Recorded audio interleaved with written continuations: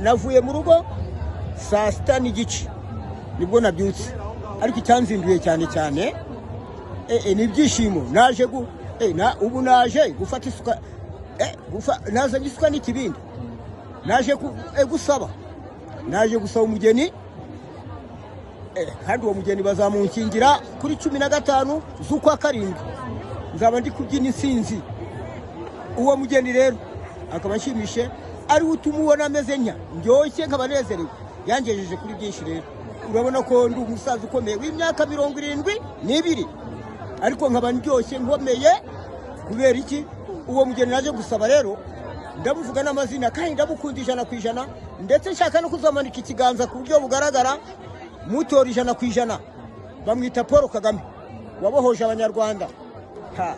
Ni intwari, ni umugabo, arakomeye, kandi ngewe nzamutora ndyoshye nkomeye, ariko reka musingize.